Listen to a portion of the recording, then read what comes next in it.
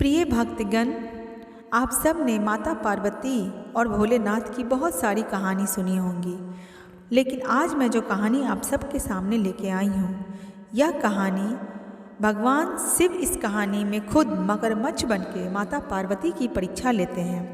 माता पार्वती ने भगवान शिव को अपने पति के रूप में पाने के लिए सैकड़ों वर्षों तक कठोर तप किया था। उनकी तपस्या को देखकर देवताओं ने शिव जी से देवी पार्वती की मनोकामना पूरी करने की प्रार्थना की थी। इसके बाद भोलेनाथ ने सप्त ऋषियों को पार्वती जी की परीक्षा लेने के लिए भेजा। इस परीक्षा के दौरान सप्त ऋषियों ने शिव जी के ढेरों अवगुणों को बताते हुए माता पार्वती से शिव जी से विवाह न करने का निर्णय लेने को कहा। तब माता पार्वती अपने निर्णय से टस से मस न हुई। इस पे खुद भोलेनाथ ने माता पार्वती की परीक्षा लेने के लिए सोचा। उसके बाद वह माता पार्वती के तप से प्रसन्न होकर शंकर जी उनके सामने प्रकट हुए और उन्हें वरदान देकर अंतर्ध्यान हो गए। कुछ क्षण के बाद एक मगरमच्छ ने एक लड़के को पकड़ लिया और लड़का मदद के लिए पुकारने लगा। बच्चे की यह आवाज़ सुनकर माता पार्वती जब नदी के पास पहुंची तो यह दृश्य देख के उनका मन द्रवित हो गया।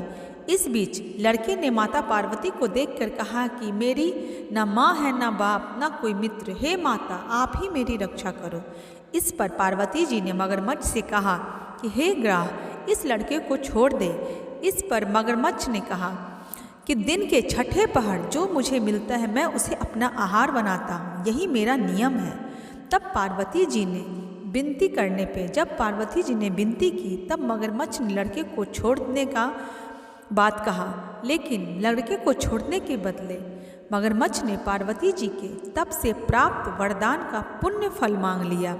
इस पर पार्वती जी तैयार हो गई और मगरमच्छ ने बालक को छोड़ दिया और तेजस्वी बन गया। अपने तप का फल दान करने के बाद पार्वती जी ने बालक को बचा लिया और एक बार फिर वह भोलेनाथ को प्रसन्न करने के लिए तप करने बैठ गई। इस पर भोलेनाथ दोबारा प्रकट हुए और पूछा कि तुम अब क्यों तप कर रही हो? मैंने तुम्हें पहले ही मन मांगा दान दे दिया है। इस पर पार्वती जी ने अपने तप का फल दान करने की बात कही। इस पर शिव जी प्रसन्न होकर बोले, मगरमच्छ और लड़के दोनों के स्वरूप में मैं ही था वहाँ। मैं तुम्हारी परीक्षा ले रहा था।